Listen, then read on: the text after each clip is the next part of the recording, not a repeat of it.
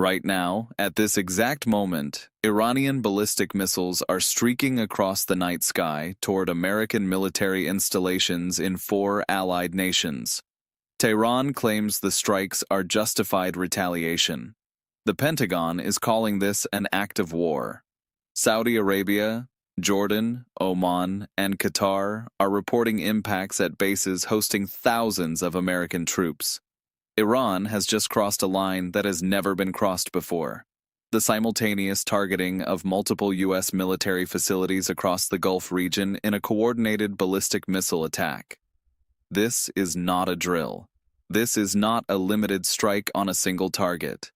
This is Iran demonstrating it can hit American forces anywhere in the region, all at once, and the next 72 hours will determine whether we're heading toward the largest military confrontation in the Middle East since Operation Desert Storm. Let me walk you through exactly what happened in the last 6 hours, because the timeline reveals a deliberate, coordinated operation that Iran has been planning for weeks.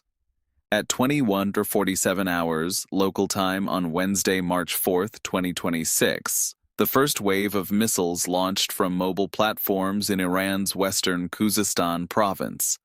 Satellite tracking systems detected the thermal signatures immediately. These weren't short-range rockets. These were medium-range ballistic missiles following calculated trajectories toward predetermined targets across 4 nations. At 21:52 hours, a second wave launched from positions near Kermanshah, approximately 200 kilometers to the north. By 21:59 hours, air defense radars at Al Udeid Air Base in Qatar, Prince Sultan Air Base in Saudi Arabia, Al Azraq Air Base in Jordan, and Masirah Air Base in Oman were tracking multiple inbound threats simultaneously. The missiles reached their targets between 22:03 and 22:11 hours. Multiple explosions were reported at Al Udeid Air Base, which hosts the forward headquarters of U.S. Central Command and approximately 11,000 American personnel.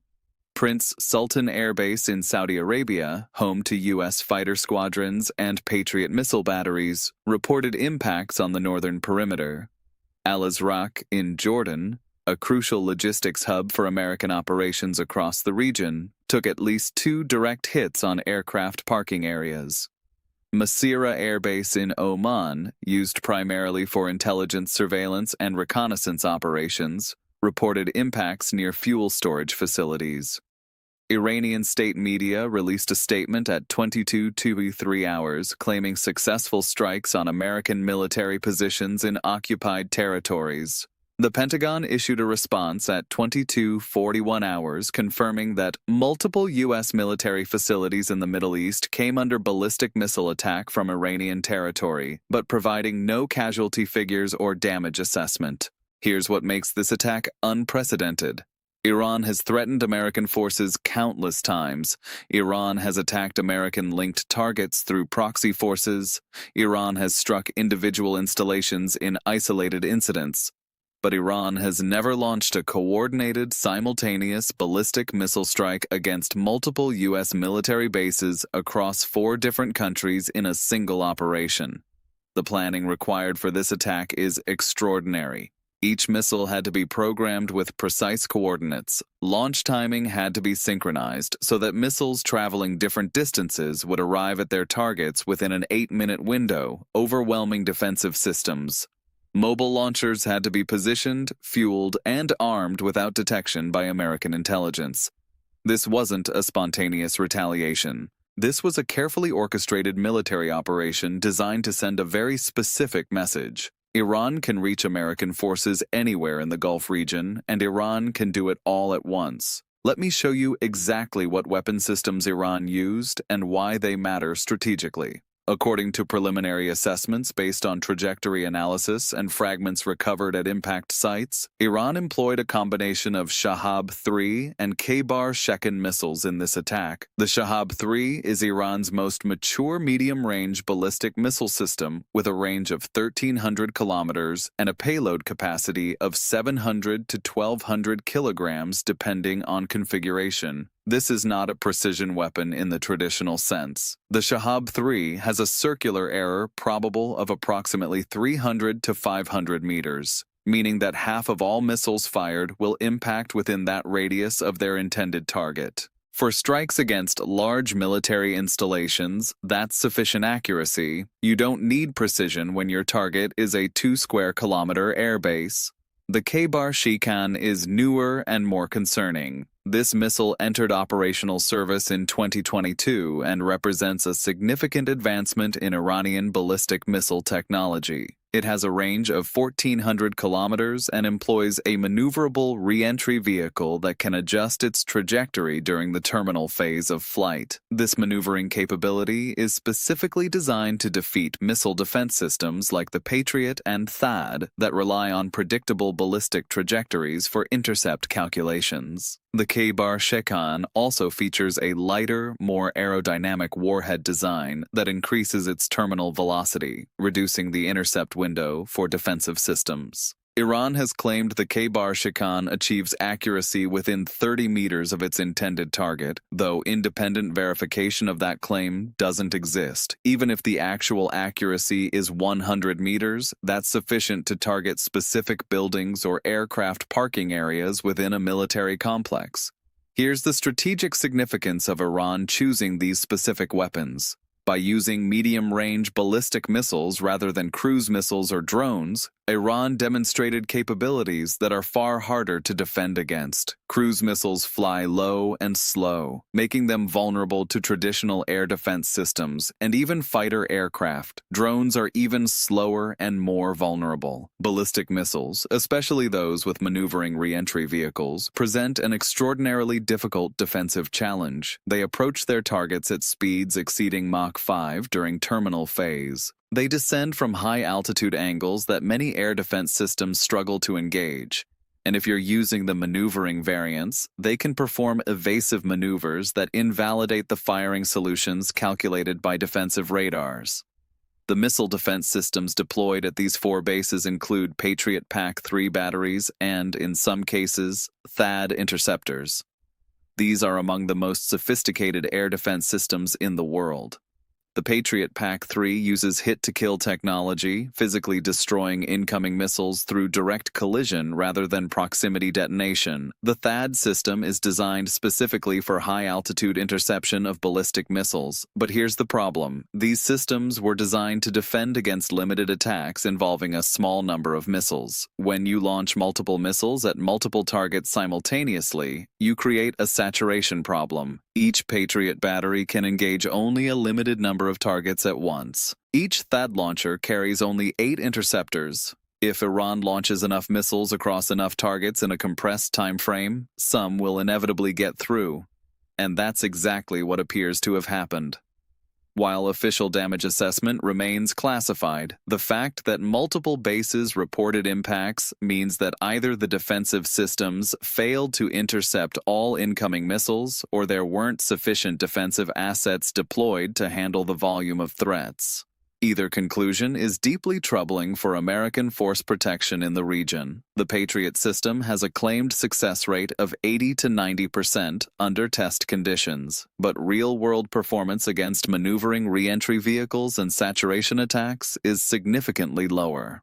We saw this in Saudi Arabia during previous Iranian-linked attacks when Patriot batteries failed to intercept multiple cruise missiles and drones targeting oil facilities. The difference now is that Iran is using faster, higher-flying, harder-to-intercept ballistic missiles rather than the slower cruise missiles and drones employed in those earlier attacks. Let me explain why Iran chose to strike these 4 specific bases because the target selection reveals Iran's strategic calculation. Al Udeid Air Base in Qatar is the crown jewel of American military presence in the Gulf. This isn't just another air base. This is the forward headquarters of U.S. Central Command, the combatant command responsible for all American military operations across the Middle East. Al Udeid hosts the Combined Air Operations Center, which directs air operations for every American aircraft flying missions in the region. Striking Al Udeid sends the message that Iran can hit the nerve center of American military command. Even if the damage is limited, even if casualties are minimal, the psychological impact of successfully striking the headquarters facility is enormous. Prince Sultan Air Base in Saudi Arabia serves as the primary hub for American air power projection in the Gulf. The base hosts F-15 fighter squadrons, KC-135 tanker aircraft that enable long-range operations, and sophisticated intelligence and surveillance assets. More importantly, Prince Sultan has been the launching point for American strikes against Iranian-backed forces in Iraq and Syria over the past several years. By hitting Prince Sultan, Iran is striking the base that has been used to strike Iranian interests, creating a clear symmetry in escalation. Al-Azraq Air Base in Jordan plays a critical logistics role. Jordan has been one of America's most reliable partners in the region, and Al-Azraq serves as a logistics and support hub for operations across Iraq, Syria, and the broader Levant. The base doesn't host major combat aircraft, but it's essential for the supply chain that keeps American forces operating across the theater. Striking Al-Azraq disrupts American logistics while also sending a message to Jordan. Hosting American forces makes you a target. Masira Air Base in Oman is perhaps the most interesting target because Oman has traditionally maintained neutrality in Gulf conflicts and has served as a diplomatic intermediary between Iran and the United States. The base hosts intelligence, surveillance, and reconnaissance aircraft, including sophisticated signals intelligence platforms that monitor Iranian military communications and activities. By striking Masira, Iran is hitting intelligence collection capabilities while simultaneously pressuring Oman to reconsider its hosting arrangements with the United States. The message to Oman is clear. Neutrality doesn't protect you if you allow American intelligence operations from your territory. The strategic logic behind Iran's attack becomes clear when you understand the broader context of what's been happening in the region over the past 6 months. This attack didn't occur in a vacuum. This is the culmination of steadily escalating tensions that began when the United States announced in September 2025 that it was deploying an additional carrier strike group to the Gulf region in response to intelligence suggesting Iran was accelerating uranium enrichment at the Fordo facility. That deployment brought the USS Abraham Lincoln and its escort vessels into the Persian Gulf for the first time in 18 months. Iran responded by conducting naval exercises that included mock attacks on carrier-sized targets using fast attack craft and anti-ship missiles. The exercises were clearly intended as a warning that Iran possessed the capability and willingness to target American carriers. In December 2025, Israel conducted airstrikes against what it claimed were Iranian weapons facilities in Syria, killing multiple Iranian Revolutionary Guard Corps officers. Iran vowed retaliation but took no immediate action, leading analysts to believe Tehran was exercising restraint. What we now understand is that Iran wasn't showing restraint. Iran was planning a response that would be far more significant than a limited strike in Syria. In January 2026, American Special Operations Forces conducted a raid in Iraq that killed a senior Iranian commander accused of organizing attacks against American personnel. The raid was conducted without prior notification to the Iraqi government, creating a diplomatic crisis with Baghdad while further inflaming tensions with Tehran. Throughout February 2026, there were multiple incidents in the Strait of Hormuz involving Iranian fast attack craft approaching American naval vessels at high speed, testing response protocols, and potentially gathering intelligence on American defensive capabilities. These incidents were largely dismissed as harassment or provocation. What we now realize is that Iran may have been conducting reconnaissance in preparation for a larger operation, testing American readiness and response times.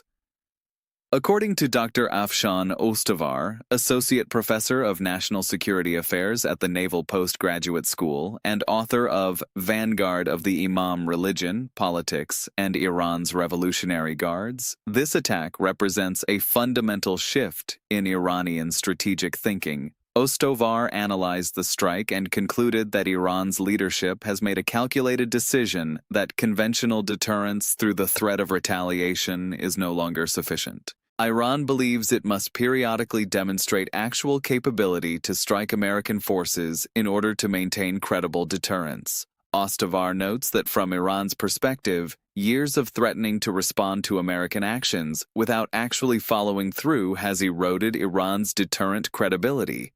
This attack is Iran's way of re-establishing that when Tehran makes threats, those threats must be taken seriously. Dr. Bilal Saab, senior fellow at the Middle East Institute and former senior advisor for security cooperation at the Pentagon, offers a different interpretation. Saab argues that this attack represents desperation rather than confidence. According to Saab, Iran's economy remains in crisis due to sustained international sanctions. Iran's regional proxy networks in Iraq, Syria, Lebanon, and Yemen have suffered significant losses over the past 2 years through Israeli and American military operations. Iran's nuclear program faces intense international pressure with the possibility of renewed military action to destroy enrichment facilities. From this perspective, Iran's missile strike is an attempt to change the regional dynamic through escalation, forcing negotiations from a position of demonstrated military capability rather than continued economic and strategic decline. Kenneth Pollack, resident scholar at the American Enterprise Institute and former CIA analyst and National Security Council director, emphasizes the domestic political calculation driving Iran's decision. Pollack notes that Iran's leadership faces increasing internal pressure from hardliners who argue that decades of restraint have achieved nothing but continued American pressure. The Iranian Revolutionary Guard Corps has been particularly vocal in arguing that Iran must demonstrate military capability or face the same fate as Libya and Iraq, regimes that surrendered their deterrent capabilities only to be destroyed by Western military intervention. This attack may be the Iranian leadership's response to internal demands for action, demonstrating to domestic audiences that Iran is willing and able to strike back against American military presence in the region. What all of these experts agree on is that this attack represents a deliberate Iranian decision to accept significant risk of American retaliation in exchange for demonstrating capability and resolve. The question now is how the United States will respond, and that calculation depends on several factors that remain unclear at this moment. First, what are the actual casualties and damage from these strikes? If American personnel were killed, the pressure for massive retaliation will be overwhelming. If the damage is limited to infrastructure with no American casualties, President Trump has more flexibility in calibrating the response. Second, what was Iran's intent in conducting these strikes? If Iran deliberately targeted areas of the bases where American personnel concentration was lowest, that suggests Iran is trying to demonstrate capability while avoiding mass casualties that would make American restraint impossible. If Iran struck areas with maximum personnel presence, that suggests Iran is seeking maximum escalation. Third, and perhaps most importantly, what is Iran signaling about its willingness to continue escalation? Did Iran issue any private communications to the United States through back channels explaining the strikes and offering de-escalation pathways? Has Iran mobilized additional forces and prepared for follow-on strikes, suggesting this is just the opening move in a sustained campaign? The answers to these questions will determine whether this crisis escalates toward regional war or whether it represents a bounded demonstration that can be managed through measured responses and diplomatic engagement. Let me walk you through the 3 scenarios that analysts are considering right now and what probability we should assign to each pathway. Scenario 1 is diplomatic de-escalation through back-channel negotiations. The probability of this scenario is approximately 30%, and here's how it would unfold. Within the next 24 hours, intermediary nations, likely Oman, Qatar, or Switzerland, facilitate communication between American and Iranian officials. Iran provides assurances through these channels that the missile strikes were a one-time demonstration intended to re-establish deterrence rather than the beginning of a sustained campaign. Iran indicates willingness to cease further attacks in exchange for American restraint in retaliation.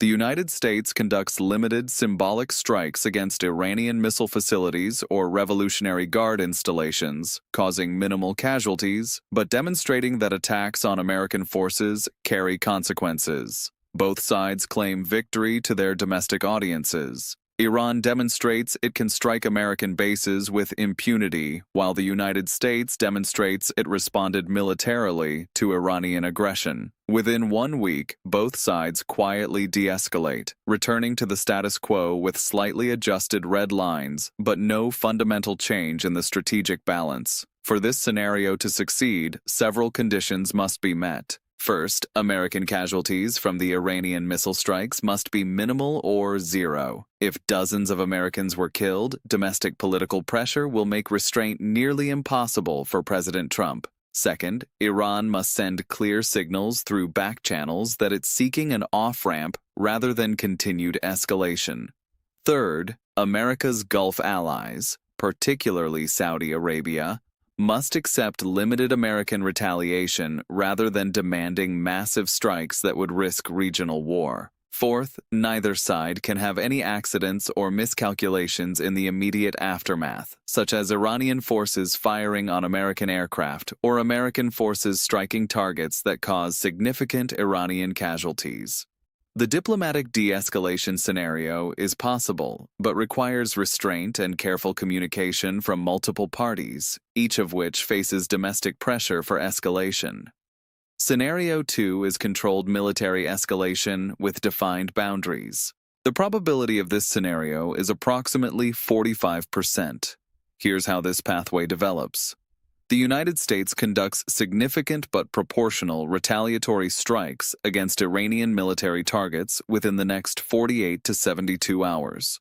American strikes target Iranian missile production facilities, Revolutionary Guard bases involved in planning the attack, and potentially Iranian naval assets in the Persian Gulf.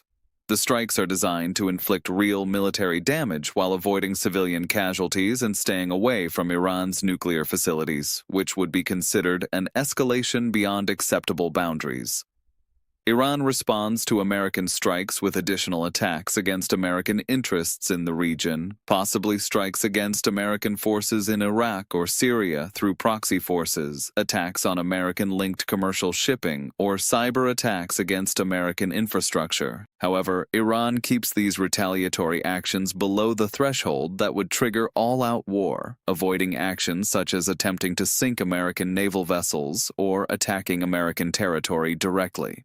Over a period of 2 to 3 weeks, both sides engage in a series of tit-for-tat strikes, with each action calibrated to demonstrate resolve without triggering catastrophic escalation. The pattern resembles the tanker war of 1987-1988, when Iran and the United States engaged in limited naval confrontations without escalating to full-scale war.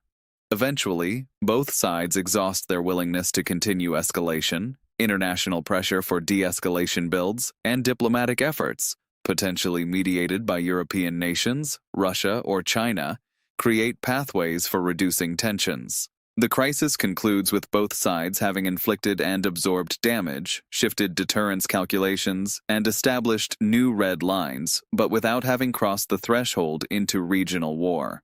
For controlled escalation to remain controlled, several conditions are critical. Both sides must maintain clear communication about boundaries that cannot be crossed. American strikes must avoid Iranian nuclear facilities and avoid targeting senior Iranian political leadership, as both would represent escalations that Iran would feel compelled to respond to with maximum force.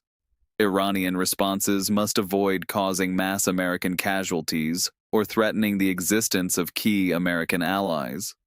Both sides must have confidence that they can absorb the damage they're receiving without facing domestic political collapse. And crucially, no accidents or misunderstandings can occur, no American aircraft accidentally shot down, no Iranian civilian infrastructure accidentally struck, because accidents have a tendency to generate escalatory spirals that rational actors cannot control. Scenario 3 is the nightmare: catastrophic escalation leading to regional war. The probability of this scenario is approximately 25%, But if it occurs, the consequences are almost unthinkable. This pathway begins if Iran's initial missile strikes cause significant American casualties, say, dozens killed and hundreds wounded. Under those circumstances, President Trump would face overwhelming domestic pressure for massive retaliation. American strikes would target not just military facilities, but Iranian leadership, nuclear infrastructure, and potentially regime targets in Tehran. Iran would interpret such strikes as an existential threat and respond with everything in its arsenal. Iranian forces would attempt to close the Strait of Hormuz, through which approximately 21% of global oil supplies flow. Iran would activate Hezbollah in Lebanon to launch massive rocket attacks against Israel, potentially including precision-guided missiles targeting Israeli infrastructure. Iran would direct Iraqi Shia militias to attack American forces in Iraq with every weapon available. Iran would strike Saudi and Emirati oil facilities using ballistic missiles and drones, attempting to cripple Gulf energy exports. Israel would be drawn into the conflict as Hezbollah attacks escalate, potentially leading to an Israeli ground invasion of southern Lebanon. Saudi Arabia would demand American support for strikes against Iranian targets, potentially using Saudi territory as a launching point for American air operations. Within 72 hours of the initial Iranian missile strikes, the entire Middle East could be engulfed in a multi-front conflict involving American forces, Israeli forces, Iranian forces and proxies, Gulf Arab militaries, and potentially Russian forces operating in Syria who might intervene to protect their interests. Oil prices would spike above $120 per barrel as markets price in the possibility of sustained disruption to Gulf energy supplies. Global financial markets would experience severe volatility as investors flee risk assets. The human cost would be catastrophic. Thousands of military casualties, tens of thousands of civilian casualties, and humanitarian crises across multiple countries as conflict disrupts food supplies, medical care, and basic infrastructure. The catastrophic escalation scenario becomes likely only if certain triggers occur. If Iran killed dozens of Americans in the initial strikes, escalation becomes nearly inevitable. If American retaliation kills senior Iranian leadership or destroys significant portions of Iran's nuclear program, Iran would have little left to lose by going all out. If accidents occur, an American aircraft shot down over Iran, a ship sunk, a mistaken strike on civilian targets, the escalatory spiral could become impossible to control. If either side misinterprets the other's intentions, believing they're witnessing preparation for regime change operations rather than limited strikes, they may preemptively escalate before losing the initiative. The good news, if we can call it that, is that neither side actually wants catastrophic escalation. Both the United States and Iran understand that an all-out regional war would inflict enormous costs on their interests. The United States doesn't want to spend trillions of dollars and thousands of American lives in another Middle Eastern war when American strategic focus is increasingly on China. Iran doesn't want a conflict that could destroy the regime and devastate the country's infrastructure. Both sides have incentives to keep escalation controlled. But incentives don't always determine outcomes. History is filled with wars that nobody wanted but that occurred anyway because of miscalculation, misunderstanding, domestic political pressure, or simple accidents. The 1914 crisis that led to World War I is the classic example. None of the major European powers wanted a continental war, but a series of mobilizations, ultimatums, and miscalculations led to exactly that outcome. Here's what you need to watch for in the next 24 to 72 hours to determine which scenario is materializing. First, casualty reports.